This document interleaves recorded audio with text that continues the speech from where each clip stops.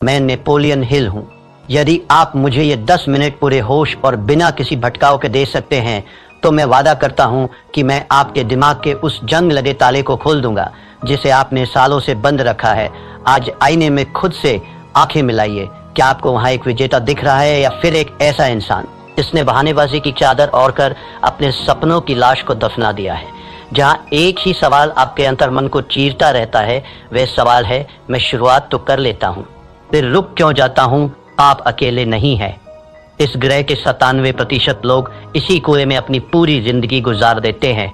उनकी सुबह उम्मीद से शुरू होती है, दोपहर बहानेबाजी में बीतती है और रात गहरे अफसोस की चादर ओढ़कर खत्म हो जाती है। उनकी पूरी हस्ती, उनके सारे सपने और उनकी सारी प्रतिभा सिर्फ 3 शब्दों के नीचे दफन हो गई है।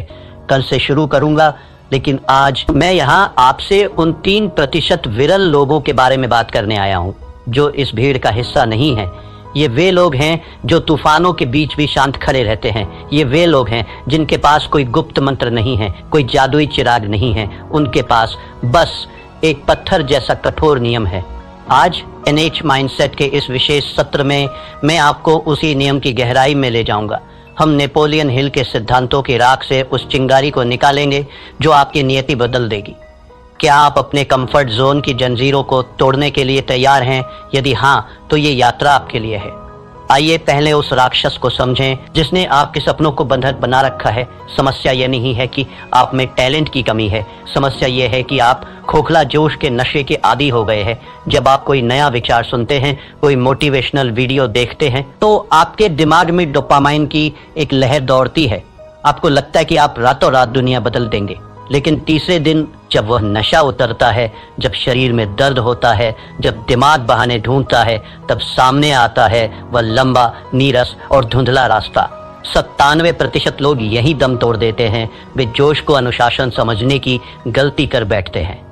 मैंने अपनी बरसों की रिसर्च के बाद ये पाया था कि इंसान का सबसे बड़ा दुश्मन कोई और नहीं, उसका अपना अस्थिर मन है।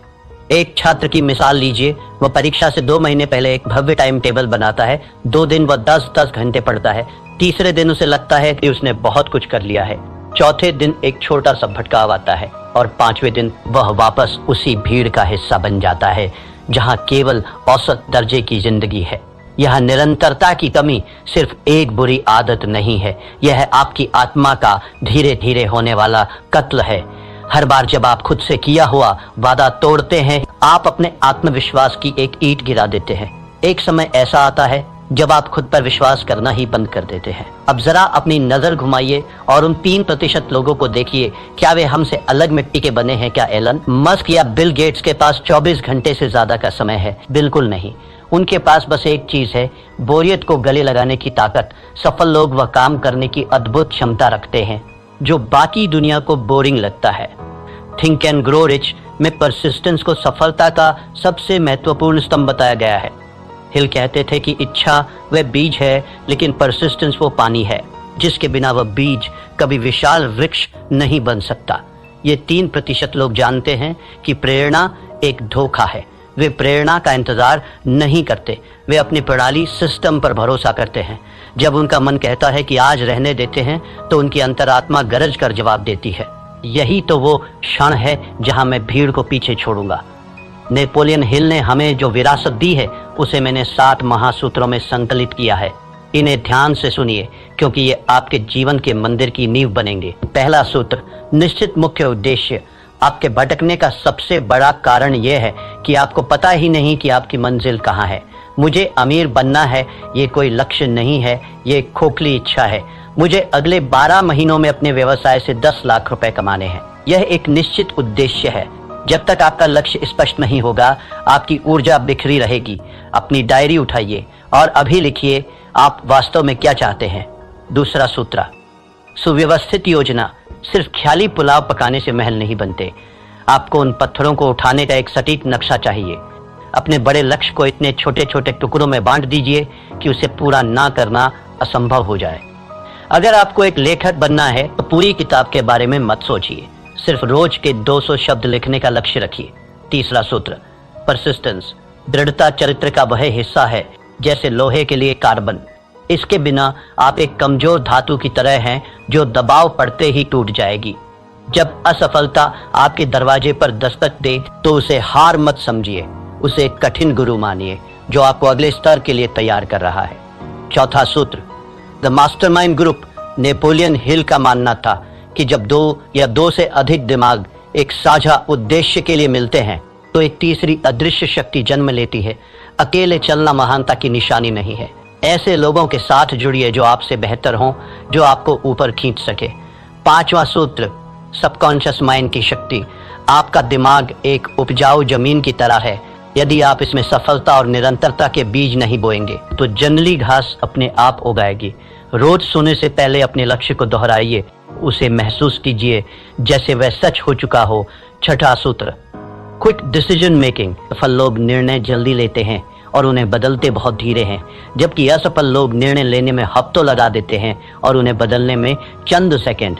टाल मटोल आपके समय का चोर है, इसे अभी मार दीजिए। सातवां सूत्र, एक्शन ओवर थिंकिंग। अत्यधिक ओवर थिंकिंग लकवे की तरह है, ये आपकी गति रोक देता है। इसका एक ही इलाज है, कार्य जैसे ही आप पहला कदम उठाते हैं आपका आधा डर अपने आप मर जाता है। एक पौराणिक कथा है। एक छोटे से गांव में एक साधारण कारीगर रहता था। उसने एक दिन संकल्प लिया कि वह गांव की सबसे ऊंची दुर्गम पहाड़ी पर एक ऐसा मंदिर बनाएगा जिसे देखकर देवताओं की आंखें भी फटी रह जाए। गांव के लोग ठहाके मारकर हंसे। उन्होंने कहा, तेरे पास ना धन है, ना हाथ, ना औजार, तू पागल हो गया है। उस कारीगर ने कोई जवाब नहीं दिया। उसने बस अपना एक छोटा सा नियम बनाया। वह रोज सुबह सूरज निकलने से पहले नदी के किनारे जाता, एक मध्यम आकार का पत्थर अपनी पीठ पर लादता और पहाड़ी की चोटी तक चढ़कर उसे वहां रखाता। बस एक पत्थर। एक महीना बीता, पहाड़ी पर सिर्फ 30 पत्थर थे। लोग बोले, यह मूर्खता है। एक साल बीता, पहाड़ी पर पत्थरों का एक ढेर लग गया था, पर मंदिर का कोई आकार नहीं था। लोग बोले, तू अपना जीवन बर्बाद कर रहा है। 5 वर्ष बीत गए। एक सुबह जब गांव वालों की नींद खुली तो उन्होंने देखा कि पहाड़ी की चोटी पर सूरज की पहली किरण एक भव्य सोने के कलश पर चमक रही थी। वहां एक विशाल नक्काशीदार मंदिर खड़ा था जिसकी सुंदरता का कोई सानी नहीं था। पूरा गांव दौड़कर पहाड़ी पर गया। उन्होंने चकित होकर पूछा, यह चमत्कार कैसे हुआ? तूने ये जादू कैसे किया? उस कारीगर ने अपने फटे हुए खून से सने हाथों को दिखाया और शांत स्वर में बोला, ये कोई जादू नहीं है, ये गणित है, रोज एक पत्थर बस। यही वह महान सत्य है जो आपको अपने जीवन में उतारना होगा। महान कार्य किसी एक दिन के विस्फोट से नहीं होते, वे हजारों छोटे, अदृश्य और निरंतर किए गए प्रहारों का परिणाम होते हैं। क्या आप अपना एक पत्थर रोज उठाने के लिए तैयार हैं मेरे मित्र? एक बात हमेशा याद रखना, समय आपके विरुद्ध साजिश रच रहा है। हर गुजरता हुआ दिन, हर टाला हुआ काम आपकी आत्मा का एक हिस्सा नोच कर ले जा रहा है। 97% लोग मृत्युशैया पर एक ही विचार लेकर मरते हैं, काश मैंने वह कोशिश जारी रखी होती। क्या आप अपने जीवन की अंतिम सांस इस काश के बोझ के साथ लेना चाहेंगे? यह अफसोस दुनिया के किसी भी शारीरिक दर्द से कहीं ज्यादा गहरा और कड़वा होता है। अनुशासन का वजन ग्रामों में होता है, लेकिन अफसोस का वजन टनों में होता है। चुनाव आपका है। नेपोलियन हिल ने अपनी एक और किताब में लिखा था कि अवसर अक्सर दुर्भाग्य या अस्थायी विफलता के वेश में आता है। आज जो आप असफलता महसूस कर रहे हैं, जो आलस से आपको रोक रहा है, वह वास्तव में आपकी परीक्षा है। जो इस परीक्षा को पास कर लेता है वही उस 3% की श्रेणी में खड़ा होने का हकदार बनता है। जीवन के विभिन्न क्षेत्रों में निरंतरता का प्रभाव, ये सिद्धांत केवल पैसों तक सीमित नहीं है, ये मानवीय उत्कृष्टता का सार्वभौमिक नियम है। धन के क्षेत्र में ये रोज की छोटी सी बचत है। अगर आप रोज 1% बेहतर होते हैं तो चक्रवृद्धि ब्याज, कंपाउंड इंटरेस्ट के जादू से आप साल के अंत तक 37 गुना बेहतर हो चुके होंगे। यह गणित का चमत्कार नहीं, निरंतरता का चमत्कार है। स्वास्थ्य के क्षेत्र में यह रोज की 10 मिनट की सैर है। एक दिन में कुछ नहीं बदलता, लेकिन 10 साल बाद यही 10 मिनट आपको बुढ़ापे में भी जवान बनाए रखते हैं। संबंधों के क्षेत्र में यह रोज की वो एक मीठी बात है, वह छोटी सी परवाह है। प्यार कोई एक दिन का उत्सव नहीं है, यह रोज की जाने वाली साधना है। आत्म विकास के क्षेत्र में ये रोज की 10 पंक्तियां पढ़ना है। एक साल में आप 365 पन्ने पढ़ चुके होंगे, यानी एक पूरी किताब का ज्ञान आपके भीतर समा चुका होगा। ये संघर्ष बाहरी दुनिया से नहीं है, यह आपके भीतर चल रहा एक गृह युद्ध है।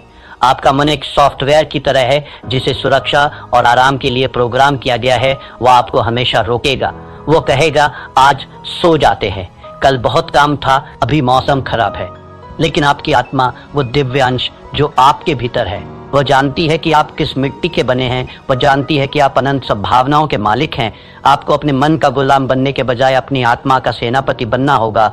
नेपोलियन हिल कहते थे कि मनुष्य का मस्तिष्क जिसे सोच सकता है और जिस पर विश्वास कर सकता है उसे वह प्राप्त भी कर सकता है, लेकिन विश्वास केवल सोचने से नहीं आता। विश्वास कर्म से आता है। जब आप रोज अपना वादा पूरा करते हैं तो आपका दिमाग आप पर भरोसा करना शुरू कर देता है। अब वक्त है कोरी बातों को क्रिया एक्शन में बदलने का। मैं आपको एक चुनौती दे रहा हूं, 90 दिवसीय परिवर्तन योजना। पहला चरण, 1 से 30 दिन आदत का निर्माण। इस दौरान अपनी चुनी हुई आदत को सिर्फ 5 मिनट दें। चाहे बाहर तूफान आ जाए, चाहे भूकंप आ जाए, वो 5 मिनट आपकी जिंदगी के सबसे पवित्र मिनट होने चाहिए। यहाँ आपका लक्ष्य परिणाम नहीं बल्कि उपस्थिति दर्ज कराना है। 31 से 60 दिन, पहचान का बदलाव। अब आप केवल वह काम कर नहीं रहे हैं, अब आप वह काम बन रहे हैं। खुद से कहिए, मैं वह इंसान हूं जो रोज व्यायाम करता है, मैं वो इंसान हूं जो रोज पढ़ता है। आपकी पहचान बदलने लगेगी। 61 से 90 दिन मोमेंटम का जादू। इस अवस्था में पहुंचते ही जादू शुरू होगा। अब आपको खुद को धक्का देने की जरूरत नहीं पड़ेगी। अब आप एक ऐसी ट्रेन की तरह हैं जो 100 मील प्रति घंटे की रफ्तार से दौड़ रही है। अब आपको रोकना नामुमकिन है। तो मेरे साथी यात्रियों, अब आप उस तिराहे पर खड़े हैं जहां से 2 रास्ते अलग होते हैं।